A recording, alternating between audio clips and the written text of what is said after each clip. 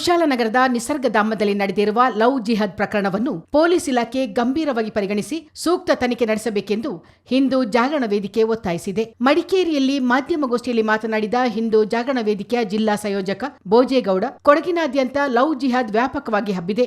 ಕುಶಾಲನಗರದ ನಿಸರ್ಗಧಾಮದಲ್ಲಿ ಕೆಲಸಕ್ಕಿದ್ದ ಮಹಿಳೆಯೊಬ್ಬರನ್ನು ಮತಾಂತರ ಹಾಗೂ ಆಕೆಯ ಮಗುವನ್ನು ಬಲಾತ್ಕಾರವಾಗಿ ಸುನ್ನತ್ ಮಾಡಿರುವ ಬಗ್ಗೆ ಸಾಕ್ಷ್ಯಾಧಾರಗಳು ಲಭಿಸಿದ್ದು, ಪೊಲೀಸ್ ಇಲಾಖೆ ಸಮಗ್ರ ತನಿಖೆ ಕೈಗೊಂಡು ಈ ಪ್ರಕರಣದ ಹಿಂದಿರುವ ಮತಾಂಧ ಶಕ್ತಿಯನ್ನು ಬಗ್ಗುಬಡಿಯಬೇಕು. ಹಿಂದೂ ಹೆಣ್ಣು ಮಕ್ಕಳಿಗೆ ರಕ್ಷಣೆ ನೀಡಬೇಕೆಂದು ಬೋಜೇಗೌಡ ಆಗ್ರಹಿಸಿದರು. ಲವ್ ಜಿಹಾದ್ ಮತಾಂತರದ ವಿರುದ್ಧ ಜೂನ್ 30ರಂದು ಕುಶಾಲನಗರ ಹಿಂದೂ ಸುರಕ್ಷಾ ಸಮಿತಿ ನೇತೃತ್ವದಲ್ಲಿ ಬೃಹತ್ ಜನಜಾಗೃತಿ ಆಂದೋಲನ ಹಮ್ಮಿಕೊಳ್ಳಲಾಗಿದೆ. ಬೆಳಿಗ್ಗೆ 10:30 ಗಂಟೆಗೆ ನಿಸರ್ಗಧಾಮದಿಂದ ಗಣಪತಿ ದೇವಸ್ಥಾನದ ಬಳಿಯ ಕಾರು ನಿಲ್ದಾಣದವರೆಗೆ ಜಾಥಾ ನಡೆಯಲಿದ್ದು, ಬಳಿಕ ಸಭಾ ಕಾರ್ಯಕ್ರಮ ನಡೆಯಲಿದೆ ಎಂದು ಬೋಜೇಗೌಡ ತಿಳಿಸಿದರು.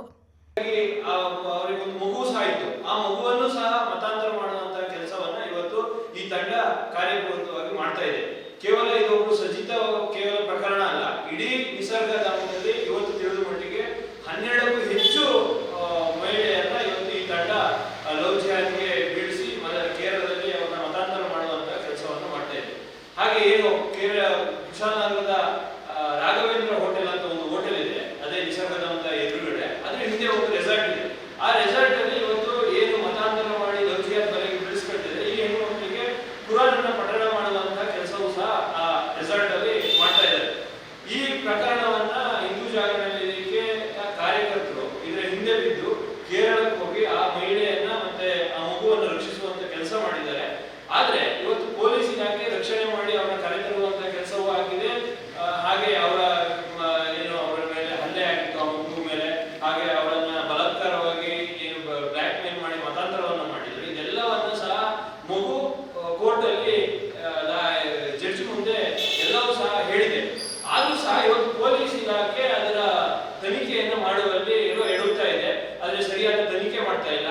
ಯಾರು ಈ ಪ್ರಕರಣದಲ್ಲಿ ಭಾಗಿಯಾಗಿದ್ದಾರೆ, ಕೇವಲ ಏನು ನಿಸರ್ಗಧಾಮದಲ್ಲಿ ಇರುವಂತಹ 3-4 ಮಳಿಗೆಗಳನ್ನ ಕ್ಲೋಸ್ ಮಾಡಿಸಿದ್ರು ಬಿಟ್ರೆ, ಅವರನ್ನ ಅರೆಸ್ಟ್ ಮಾಡ್ತೀವಿ ಅಂತ ಹೇಳಿದ್ರು, ಕೆಲವು ದಿನಗಳಿಂದ ಅರೆಸ್ಟ್ ಮಾಡಿದೀವಿ ಅಂತ ಹೇಳ್ತಾ ಇದ್ದಾರೆ. ಆದ್ರೆ ಅದರ ಸಮಗ್ರವಾದ ತನಿಖೆಯನ್ನು ಇವತ್ತು ಮಾಡ್ತಾ ಇಲ್ಲ.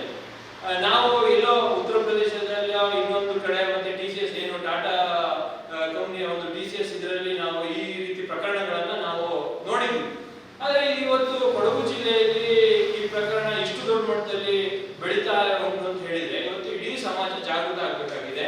ಇದು ಕೇವಲ ಯಾವುದೋ ಕುಶಾಲನಗರ ನಿಸರ್ಗಧಾಮದಲ್ಲಿ ಮಾತ್ರ ಅಂತಲ್ಲ, ಇವತ್ತು ಕೊಡಗಿನಲ್ಲಿ ಸುಮಾರು ಇವತ್ತಿನವರೆಗೂ ಸುಮಾರು ಹಲವು ಪ್ರಕರಣಗಳನ್ನ ನಾವು ಸಂಘಟನೆಯವರೇ. ಹಿಂದೂ ಜಾಗರಣ ವೇದಿಕೆಯ ಪ್ರಾಂತ ಕಾರ್ಯಕಾರಿಣಿ ಸಮಿತಿ ಸದಸ್ಯ ಅಜಿತ್ ಕುಕ್ಕೇರ ಮಾತನಾಡಿ, ಈ ಪ್ರಕರಣದಲ್ಲಿ ಪೊಲೀಸ್ ಇಲಾಖೆಯ ವೈಫಲ್ಯ ಎದ್ದು ಕಾಣುತ್ತಿದೆ ಎಂದು ಆರೋಪಿಸಿದರು. ಪೊಲೀಸರು ಕ್ರಮ ಕೈಗೊಳ್ಳದಿದ್ದರೆ ಹಿಂದೂ ಜಾಗರಣ ವೇದಿಕೆಯೇ ಅಖಾಡಕ್ಕಿಳಿಯಬೇಕಾಗುತ್ತದೆ ಎಂದ ಅವರು, ಗುಡ್ಡೆಹೊಸೂರು ಭಾಗದಲ್ಲಿ 10ಕ್ಕೂ ಹೆಚ್ಚು ಲವ್ ಜಿಹಾದ್ ಪ್ರಕರಣಗಳು ನಡೆದಿದ್ದರೂ ಬೆಳಕಿಗೆ ಬಂದಿಲ್ಲ.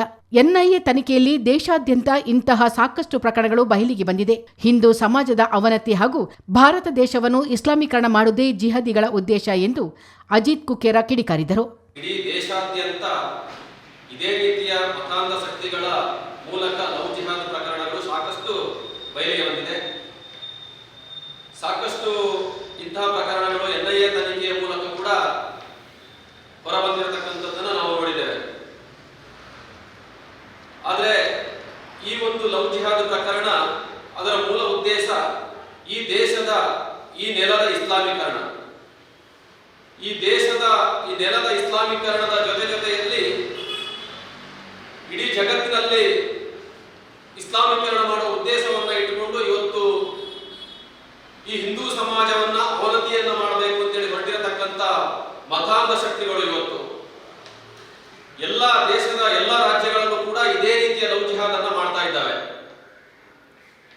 ಇವತ್ತು ಕುಶಾಲನಗರದ ಪ್ರಕರಣ ಮಾತ್ರ ಅಲ್ಲ, ನಾವು ನೋಡಬಹುದು ಗುಡ್ಡೇಶ್ವರಿನ ಯುವತಿಯನ್ನ ಭಟ್ಕಳದ ಯುವಕ ಲವ್ ಜಿಹಾದ್ನ ಮೂಲಕ ಅವಳನ್ನ ಲವ್ ಜಿಹಾದ್ ಮಾಡುವುದರ ಮೂಲಕ ISS ಅಲ್ಲಿ ಗುರುತಿಸಿಕೊಂಡಿದ್ದ ನಾವು ನೋಡಿದ್ದೇವೆ. ಕಾಸರಗೋಡಿನ ಯುವತಿಯ ಪ್ರಕರಣ ಕೂಡ ಅದೇ ರೀತಿಯಾಗಿದೆ.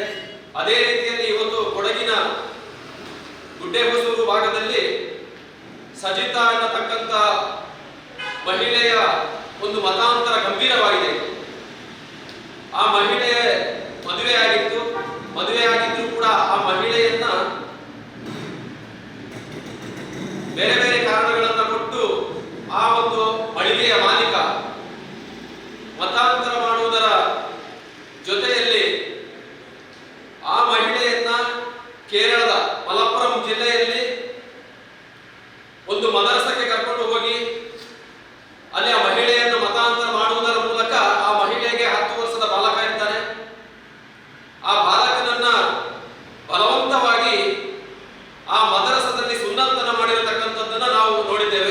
ಇದು ಹಿಂದೂ ಸಮಾಜಕ್ಕೆ ಸಾಧಾರಣವಾದಂಥ ಪ್ರಕರಣ ಅಲ್ಲ, ಗಂಭೀರವಾಗಿ ತಗೊಳ್ತಕ್ಕಂಥ ಒಂದು ಪ್ರಕರಣ ಇದು.